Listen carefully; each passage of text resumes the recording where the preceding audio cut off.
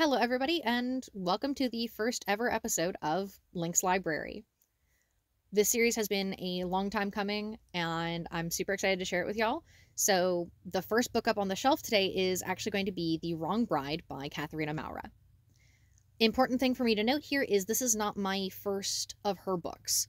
I've read a couple of them before, so I already came into this book knowing that I would probably enjoy it at least somewhat, because I enjoy her writing style and I like what she does with her characters for the most part. Speaking of characters, let's get into kind of the main players of this book. We, of course, have our male and female romantic leads of Aries and Raven. Aries, we don't get a huge amount of detail as to what exactly he does for his family's company in the book, but he's definitely high ranking and has a lot of influence. Raven, however, we get much more information on, as she is a aspiring fashion designer and a model. Next, we have some of Aries' family members, specifically Sierra, his younger sister and Raven's best friend, and Grandma Anne, who is the matriarch of the Windsor family and Aries' grandmother. He does have several brothers as well, who we don't get as much of in this book, but we are promised more of their stories in the following books in the Windsors series. We also have Raven's parents, her dad and her mom, and her sister, Hannah, who is Aries' current fiance, as we start into the book. She's also an actress, and I'll say it up front, she's incredibly narcissistic and spoiled, and she manipulates a lot of the people around her. We also have a couple of Raven's friends in Silas and Alana. Again, we don't get a whole lot of detail on them, but we are promised that another one of Maura's books goes into their story in more detail. So, with our main characters kind of set up and understood a little bit, let's get into the story and the plot and kind of what I thought. To be honest, the first couple of chapters, I was genuinely worried about whether I would enjoy this book or not. It's a rocky start as we get all of the exposition that we need to get things flowing, and it doesn't flow the best. I genuinely set this book down for about a month or so because it started out so rocky, and I just wasn't sure where it was going and if it was going to be something I was going to enjoy as much. So it does use some of my favorite tropes, including mutual pining, arranged marriages, and some of my less favorite tropes like miscommunication and pregnancy drama. But we'll get into that later. So, as we were talking about characters just a moment ago, my favorites are Sierra and Raven's dad. They're supportive and really end up helping our main couple out throughout the book. Sierra is a fantastic friend to Raven and a wonderful sister to Aries, and acts as a sounding board and a shoulder to cry on really for both, and kind of a good touch point as far as trying to help them both understand each other. It's a strong relationship that really serves the story well. Now, I do wish we got more of Raven's dad throughout the book because he is one of my favorites, but he tries so hard to make sure that Raven knows that she's loved and cared for, even as her mother and her sister treat her much, much worse than she deserves. Which leads me into my next part of my least favorite characters being Raven's mom and her sister Hannah. Both are incredibly manipulative characters and treat Raven like garbage. I honestly consider the mom is worse, though, because it's her own daughter that she's treating like this. Like, she's really, really not winning any parenting awards anytime soon. Raven's mom is consistently excusing away all of Hannah's behavior and pinning responsibility for Hannah's feelings and her actions on Raven, in addition to essentially making sure that Raven is told to bend over backwards to give Hannah whatever she wants because she was sick as a child. I'll go into this a little bit more in detail later, but it's an interesting part of the plot. Hannah herself is self-centered, narcissistic, and a spoiled brat. She treats people like garbage throughout the book and is consistently manipulating Aries and her sister, and it's just unpleasant. She actually gets worse as the book goes on, and eventually ends up trying to baby trap Aries, but spoiler, is thankfully thwarted through the power of common sense. With that kind of out of the way, our story starts with the fact that Aries and Hannah, their wedding keeps getting pushed back by Hannah because of her work schedule and the stipulations required by the Windsor matriarch, Grandma Anne. We'll get into the exact details of the stipulations later, as it does come into play. Raven is revealed to have had strong feelings for Aries for many, many years leading up to the start of this book. However, she knows that she has to keep her feelings kind of under wraps because of the fact that Aries is engaged to her sister Hannah, and they've been dating and are in love. However, she still stays friends with Aries and the family and is very close with his brothers and his sister Sierra, as she is her best friend. With the fact that Sierra and Raven are such close friends, Aries mistakenly assumes that the reason that he's so protective of Raven to such an extent is that he sees her as being like his little sister as well, with how close she is with Sierra. It's actually fun because Raven gets drunk with Sierra one night and they have Aries come pick them up, at which point she comes on to him very, very heavily and practically begs him to sleep with her, which feels like a very strange decision for Maura to have made.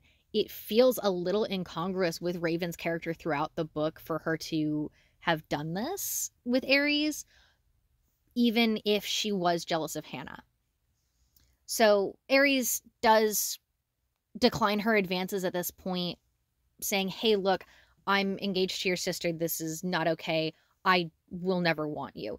Even though he does have these very strong romantic feelings towards her. But because of the fact that he is engaged to Hannah, he feels this sense of duty to obviously not cheat on her with her own sister.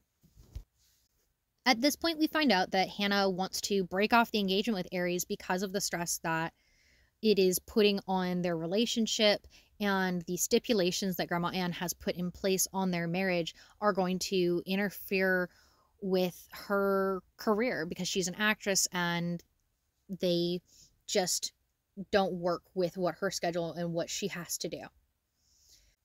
As the result of her breaking off this engagement, Grandma Anne is finally done with Hannah's bullcrap because she has pushed back the wedding several times and has now decided to break the engagement for her own selfish reasons. She says to Raven and Hannah's family that either Aries needs to marry Raven, who was her original first choice for him to marry, or he's going to lose half of his inheritance. Hannah brushes off this threat, continually thinking it's just her bluffing and that she's not actually going to do it, and ends up leaving the country and is unable to be contacted. Raven, unfortunately, is left in the middle after trying to convince Hannah to just get married like she's supposed to because she supposedly loves Aries so much. Obviously, this doesn't come to fruition, and Raven ends up getting married to Aries. At this point, let's talk about those stipulations that I mentioned earlier. Grandma Anne clarifies them to Raven, which the rules are they can't stay away from each other for more than 3 consecutive nights during the first 3 years of their marriage. They must live and sleep in the same room/bed, as they're not supposed to live in like separate bedrooms and have separate lives. They're supposed to actually give the marriage a chance. They have to stay married for 3 years, at which point, if they're truly not a good match, then she will allow them to get a divorce with no issue, no taking of the inheritance or anything like that. And lastly, they must stay faithful in their marriage. If either one of them cheats on the other, they will lose everything. It's deal's done, gone. So now that they're married and understand the rules that are going to be in play for the first few years of their marriage, we get to start the story in actuality. Hannah, of course, is upset and tries to horn in on the situation, trying to get Aries to do this, that, and the other to be with her, but he thankfully repeatedly denies her, but he does still talk to her as a friend, even though it's very obvious she doesn't really care about anybody but herself, at least to the reader. Hannah even goes as far to try and manipulate Raven into giving up Aries to her after the end of the 3 years, saying, oh, he'll never love you, he only loves me. We get to see this throughout the book of Hannah just being this very selfish, self-centered human being, and it just leaves a bad taste in your mouth. It really does. But we get to see Aries and Raven as they enter their married life. They definitely start out awkward and unsure of how to act around each other, but start to warm up to each other to the point that he actually buys her a new wedding band because it's awkward for her wearing the one that Hannah had picked out. It's a sweet moment because we get to see how much Aries really does care for Raven, and Raven gets to see how much he's willing to make sure that this is at least a decent experience for her, if not fantastic, because he doesn't realize how she feels about him quite yet.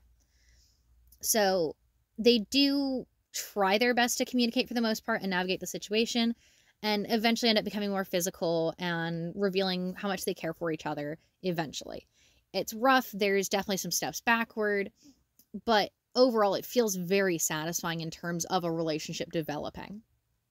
At this point, I want to slightly deviate and talk about Raven and her career as it's mentioned in the book, because it's really, really well done and something I think deserves special attention. Maura reveals that Raven is both an aspiring fashion designer with her own brand and an established, very successful model. What I appreciate about this specifically is that it's not just said, oh, she's a model, and then she's off doing whatever. Maura makes sure to add in the details of Raven is working out. She's making sure she's eating healthy. You know, she's got these strenuous, rigorous hours where she's going and doing these shoots while also trying to balance the stipulations and the expectations of Aries' family. It's really nice to see that her career isn't just a throwaway and helps the story to feel more fleshed out, which is weird in comparison to some other things that I'll bring up later. Throughout this time, we get to continually see Hannah become worse and worse with her relationship with Aries and Raven, coming to somewhat of a culmination when Raven and Hannah finally have it out about their feelings about each other, and Hannah straight up tells Raven that she will choose Aries over Raven, her own sister, point blank, that she doesn't care about her really at all. Following this confrontation, Hannah shows up at Aries and Raven's place and surprisingly reveals that she is pregnant, that she's been pregnant for several months since just before the wedding. And Aries decides to get her checked to A, make sure that she's pregnant, and B, make sure that the baby is okay. With this having happened, Aries and Raven then have to have a talk about the additional stress that Hannah and the baby are causing to their relationship, and it comes out eventually through this discussion that the whole basis of Aries' and Hannah's relationship is a lie. We get these pieces of flashback throughout the book from both Aries and Raven about the night of Sierra's 21st birthday, where it turns out that Raven and Aries actually slept together. However, Aries is under the assumption that he slept with Hannah because she snuck into his bed after Raven leaves to get dressed for breakfast the next morning and tricks him into thinking that he slept with her instead. Hence, he then asks Grandma Anne to permit him to marry her instead of Raven, thus bringing about the fact that Grandma Anne had said Raven was her initial pick for Aries, but that Aries had asked to marry Hannah instead because of this sense of duty that he had after he believes he slept with her. So Aries confronts Hannah about this off page, which I wish we would have gotten to see on page because I think it would have been an interesting point to see. But Hannah then ends up leaking the news of her pregnancy to the press, painting Raven as the kind of wicked stepmother, keeping Aries away from his baby, and just in general lambasting Raven and trying to besmirch her name at this point. Add to this the argument between Hannah and Raven regarding Aries and their just generally very contentious relationship, and it's a complete recipe for disaster. Raven was literally conceived as a donor for Hannah as a child because Hannah had a very bad disease as a child. It gave me very strong My Sister's Keeper vibes, really. And I wish it had been more fleshed out in the book because I think it would have been an interesting through line to examine more closely, because we know that Raven feels a sense of duty to her sister, and the level of guilt tripping that occurs from Hannah and Raven's mom about Hannah being sick as a kid and, not getting to do what she wanted as a kid because she was sick. I wish that it had been more present, because as it ended up in the final version, it felt a little clunky and incongruous to the rest of the book. At this point, Raven decides to leave for a week to think about things, with approval of Grandma Anne, regarding the whole no more than 3 nights in a row apart, because things have just really gone downhill for her and Aries at this point, with Hannah, the news of the pregnancy, and the story getting leaked to the press. During the stay, we find out, with a scene from Aries' point of view, that the doctor was also told to perform a prenatal paternity test while checking on the baby when Hannah arrived. So, as it turns out, he is not the father of her child, and he then reveals that he knows that she's been cheating on him throughout their relationship. He officially breaks things off with Hannah because of this, and goes to find Raven to find out her decision after her week of thinking about things. It was really nice to see that he had ordered this paternity test, but didn't tell her about it, because I had literally been yelling at the book, do a paternity test, do a paternity test, because it felt like it made sense that with her character, she would try and pass off somebody else's baby as his, just to try and keep him in her life and essentially trap him. Now, going back to Raven and Aries, Aries finally manages to talk with Raven to find out her decision on whether or not she's going to stay with him or not. And she says that she'll stay. And we finally get our happily ever after for our couple when he officially proposes to her with her own engagement ring instead of her sister's engagement ring. They get married, and we get to see her career take a turn for the best. She's stopped modeling, and she's focusing entirely on her fashion design career. Now, one thing I haven't really gotten into as much detail about is the sexual kind of scenes in the book, mostly because I don't feel like they need to be gone into a huge amount of detail, especially as this is supposed to be more of a family-friendly kind of review here. So overall, I'll just say it's well written and genuinely feels well paced and well placed in the book. Now, I read this book through Kindle Unlimited, and I think it's a good value and would recommend picking it up as an ebook. Overall, I'm going to give it a score of 4 out of 5, with a plot score of 3.5 out of 5 and a spice score of 4.5 out of 5. I'm genuinely going to recommend this to people who enjoy the arranged marriage trope, runaway brides, and forced proximity with lovely, lovely mutual pining. I will probably end up picking up the next couple of books in the series eventually and reviewing them for you guys on here. But in the meantime, I've got a couple other books planned for the next couple weeks, so keep an eye out for it, and I'll see you then.